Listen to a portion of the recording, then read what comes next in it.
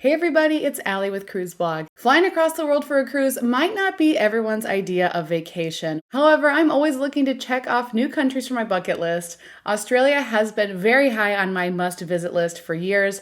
We were excited to find a 15-night repositioning cruise from Sydney, Australia to Singapore with stops along the northeastern coast of Australia. Before taking my first Australian cruise, I was curious whether the experience would be much different than the prior cruises that I've taken. There were definitely some interesting things that I learned on my vacation in the Southern Hemisphere as a first-time cruiser in Australia. So here are all of the things that I wish I knew before taking my very first cruise to Australia. I wish I knew that the jet lag wouldn't be as bad as I expected. Truthfully, I was absolutely dreading the flight to Sydney. Flying to Australia is a long journey from North America, especially if you live in Florida like I do. My itinerary included layovers in Atlanta and Los Angeles before the long-haul route to Sydney. I was prepared for massive jet lag because of the time difference and the long travel time, but it wasn't as bad as I anticipated. Even though I booked an economy ticket, I was able to sleep on the plane to feel rested for our first day in Sydney. I also wish I had known how much I was going to love Sydney, and I think it's now one of my favorite embarkation ports. After just a few hours exploring, I fell in love with it. With our hotel conveniently located near the harbor, we were within walking distance to all the main attractions. The Sydney Cruise Port is located in Sydney Harbor, right in the heart of the city. Sydney's port is extremely convenient. Traveling to the port is a breeze, especially if you're staying in the downtown area. With breathtaking views of the Opera House, Sydney Harbor Bridge, and downtown Sydney, this sail away is one that you will not want to miss. However, I wish I had known that we were probably boarding the ship too early on embarkation day and that we were missing out on time to explore the city. We arrived in Australia 2 days before the cruise departed, which gave us about 2.5 days to explore Sydney. However, we only had one full day tour to explore, as the first day was when we landed in the morning and our final day was embarkation day for the cruise. My parents prefer to board their cruises as early as possible and reserved a noon arrival time. Additionally, my dad prefers to pre-book transportation to the cruise port so that he doesn't have to worry about taxis or ride sharing on the morning of embarkation. As such, he had pre-booked a scheduled transfer around 11 o'clock. Unfortunately, because of customs and immigration policies, once we boarded the cruise, we couldn't disembark. With limited time in Sydney, we wanted more time to explore before boarding the ship, but because our transfer was non-refundable, we made our way to the cruise terminal earlier than we really wanted. Another thing I wish I had known before this cruise was how booking a longer itinerary in Australia was so worthwhile. At first, I was worried that a 15-night cruise might be a little bit too long. This was actually the longest cruise vacation that I've ever taken. I've sailed on many 12-night itineraries, so I was a little bit worried that 15 nights would feel too long, but I'm happy to report that that was not the case. Because we had never visited Australia, there was so much to experience and explore. The itinerary featured a mix of port and sea days, giving us time to rest and relax after busy days ashore. There is so much to see when you visit not only a new country, but also an entirely new continent. The long travel time to Australia from North America justified a longer vacation. I'm grateful that we booked a longer itinerary as we were able to really explore the country in depth. We pet cuddly koalas, we snorkeled in the Great Barrier Reef, shopped at local markets, and visited the Australian outback, all before we swung over rice fields in Bali. It was truly an incredible cruise. However, I wish I had known that there was going to be some unexpected confusion with the drink package policy on our ship. When we booked this cruise with Celebrity Cruises, we snagged an incredible group rate from our travel agent that included a classic drink package, along with internet and prepaid gratuities. At the time of my sailing, the classic drink package only included beers, wines, cocktails, liquors, frozen drinks, up to value of $10. However, there was an asterisk on the bar menu on board stating that passengers on sailings that departed from Australia could order drinks up to $12 instead of $10. On the first day of the cruise, there was a lot of confusion when ordering drinks about which threshold was the correct value. Although our cruise was departing from Sydney, it was not a round-trip sailing. The bartenders mentioned that our sailing was using US dollars prices for this reason, and our sailing's Facebook page was outraged by the confusion, with some guests bringing the concern to guest relations. After the first day, enough hoopla was made that Celebrity confirmed we could order drinks up to $12 with our classic drink package. There was still some confusion that lingered with drink prices, but I found that pretty much every drink I ordered was included in the classic package. Another thing I wish I had known was that the demographics were going to be different than I anticipated. Every cruise has different demographics, which can vary greatly by the cruise line, the itinerary, and the sail date. Celebrity Cruises tends to cater to a more mature crowd with its upscale ambiance and elevated experience. For a 15-night cruise, I wasn't entirely sure what to expect from the clientele on board.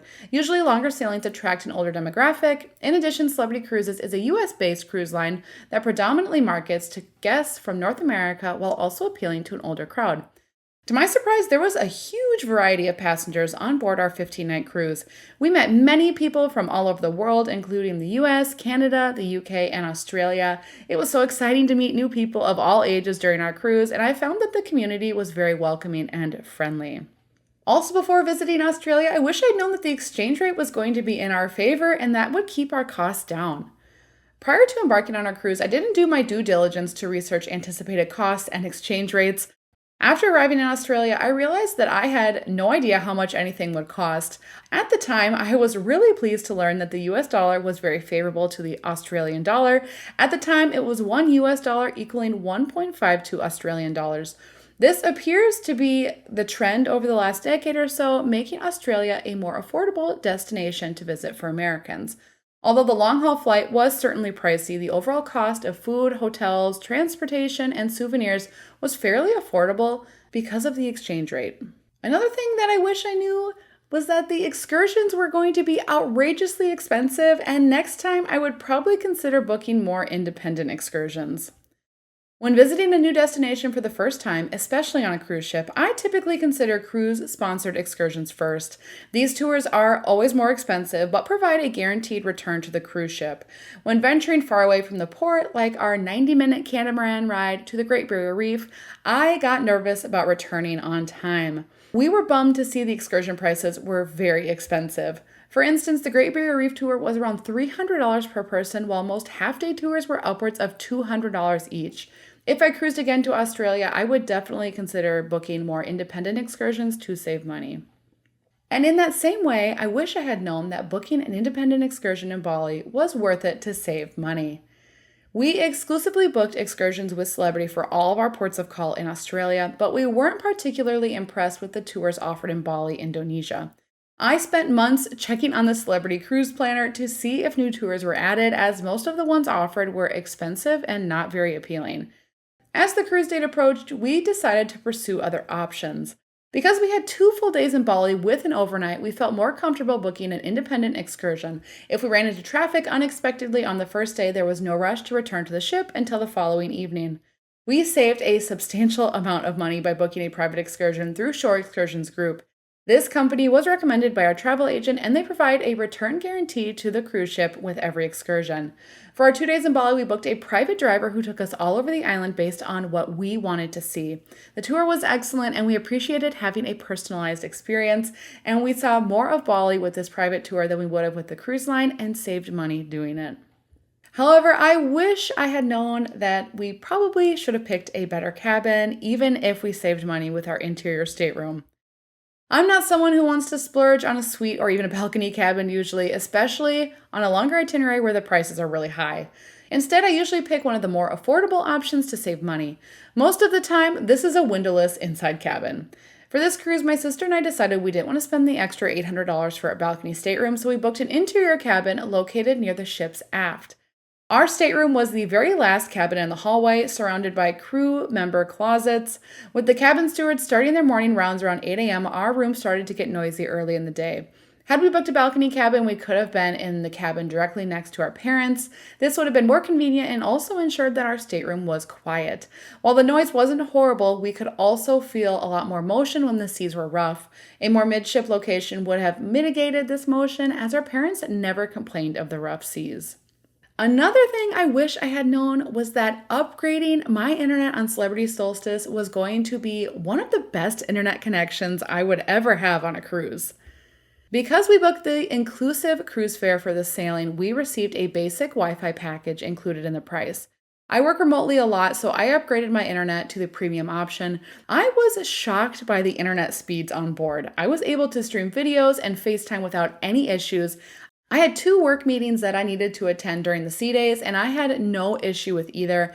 Having reliable speeds during the entire sailing was a welcome surprise and enhanced the onboard experience for me.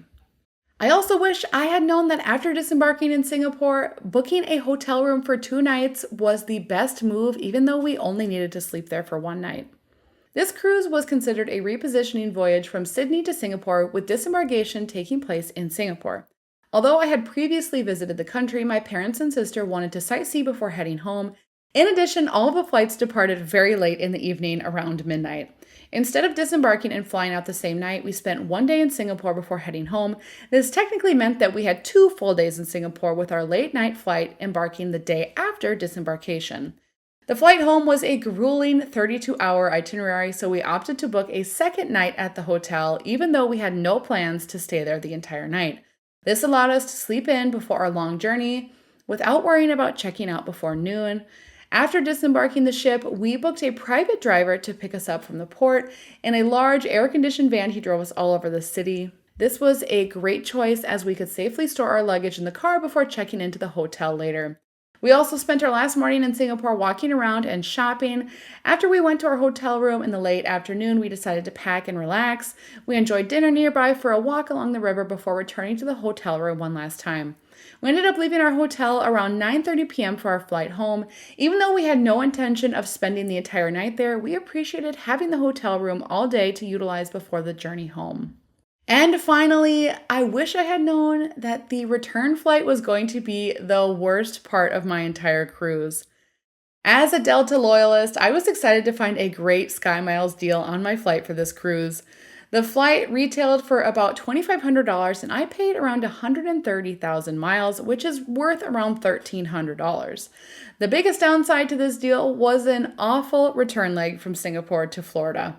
The only option on Delta included a 9-hour layover in Seoul, South Korea.